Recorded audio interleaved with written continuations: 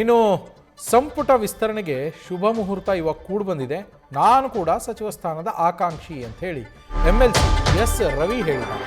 ಈಗಾಗಲೇ CM ಹಾಗೆ ವರಿಷ್ಠರ ಜೊತೆಯಲ್ಲಿ ಚರ್ಚೆಯನ್ನು ಮಾಡಿದ್ದಾರೆ. NSUIನಿಂದಲೂ ಕೂಡ ಕಾಂಗ್ರೆಸ್ಗಾಗಿ ನಾನು ಕೆಲಸವನ್ನು ಮಾಡ್ತಾ ಬಂದಿದ್ದೇನೆ, ಈಗಲ್ಲ, ಸ್ಟೂಡೆಂಟ್ ಯೂನಿಯನ್ನಿಂದನೇ ಮಾಡ್ಕೊಂಡು ಬಂದಿದ್ದೀನಿ. ಅವಕಾಶ ಕೊಟ್ಟರೆ ನಾನು ಕೂಡ ಮಂತ್ರಿ ಸ್ಥಾನವನ್ನು ನಿಭಾಯಿಸ್ತೇನೆ, ಸಚಿವ ಸ್ಥಾನವನ್ನು ನಿಭಾಯಿಸ್ತೇನೆ. ಈ ಬಗ್ಗೆ ನಮ್ಮ ವರಿಷ್ಠರು ಅಂತಿಮ ತೀರ್ಮಾನವನ್ನು ಮಾಡ್ತಾರೆ. ಆಕಾಂಕ್ಷಿ ಹೌದು ನಾನು, ಆದರೆ ನಿರ್ಧಾರವನ್ನು ಮಾಡಬೇಕಾಗಿರೋದು ನಮ್ಮ ವರಿಷ್ಠರೇ ಅಲ್ವೇ, ಅವರು ಅಂತಿಮ ತೀರ್ಮಾನವನ್ನು ಮಾಡ್ತಾರೆ ಅಂತೇಳಿ ರಾಮನಗರದಲ್ಲಿ MLC ಎಸ್ ರವಿ ಅವರು ಹೇಳಿರುವಂಥದ್ದು. ಕ್ಯಾಬಿನೆಟ್ ಎಕ್ಸ್ಪೆನ್ಷನ್ನು ಸುಮಾವರ್ತ ಕೂಡ ಬಂದಿದೆ. ಇನ್ನು ಕ್ಯಾಬಿನೆಟ್ ಎಕ್ಸ್ಪೆನ್ಷನ್ನು ನಿಲ್ಲೋದಿಲ್ಲ. ನನ್ನ ಪ್ರಕಾರ ಒಬ್ಬ ಪಕ್ಷದ ಕಾರ್ಯಕರ್ತನಾಗಿ ಇವತ್ತಿನ ಬೆಳವಣಿಗೆಗಳನ್ನ ನೋಡ್ತಾ ಇದ್ದರೆ ವರಿಷ್ಠರ ಜೊತೆ ಮಾತುಕತೆ ಮಾಡಲಿಕ್ಕೇ ಮಾತಾಡ್ತಕ್ಕಂಥದ್ದನ್ನು ಈ ಸಂದರ್ಭದಲ್ಲಿ ಪಾರ್ಲಿಮೆಂಟ್ ಸದಸ್ಯರ ಜೊತೆ ಇವತ್ತು ಬಹುಶಃ ಮೀಟಿಂಗ್ ಆಗ್ಬೋದು. ಬಹುಶಃ ಪ್ರಾಥಮಿಕ ಚರ್ಚೆ ಈಗಾಗಲೇ ಮುಗಿದಿದೆ.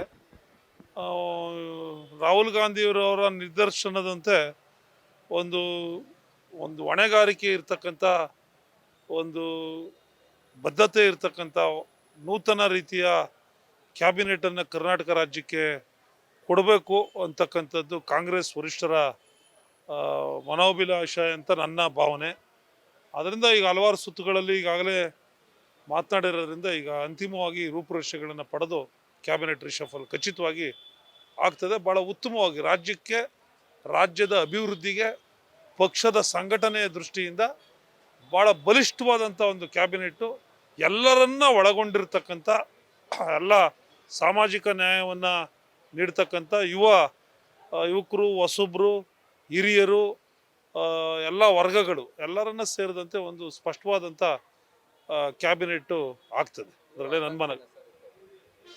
ನಾನು ಕಾಂಗ್ರೆಸ್ ಪಕ್ಷದಲ್ಲಿ NSUIಯಿಂದ ಬಂದಿದ್ದೀನಿ. ನಾನು ಭಾಳ ಹಿರಿಯ ಇದ್ದೀನಿ, ಸಂಘಟನೆಯಲ್ಲಿ ಸಾಕಷ್ಟು ತೊಡಗಿಸ್ಕೊಂಡಿದ್ದೀನಿ. ಅವಕಾಶ ಕೊಟ್ಟರೆ ನಾನು ಆಕಾಂಕ್ಷಿನೇ, ಅವಕಾಶ ಇಲ್ಲದೆ ಇರೋದಕ್ಕೆ ಸುಮ್ಮನಿದ್ದೀವಿ. ಅವಕಾಶ ಕೊಟ್ಟರೆ ಕೊಟ್ಟಂಥ ಜವಾಬ್ದಾರಿಯನ್ನು ಸಮರ್ಥವಾಗಿ ನಿರ್ವಹಣೆ ಮಾಡ್ತಕ್ಕಂಥ ಒಂದು ಸಾಮರ್ಥ್ಯ ಇದೆ ಅಂತ ನನ್ನ ಭಾವನೆ ಇದೆ. ನ್ಯೂಸ್ ಫಸ್ಟ್, ನಿರ್ಭೀತಿಯಿಂದ ನಿಮ್ಮ ಪರವಾಗಿ.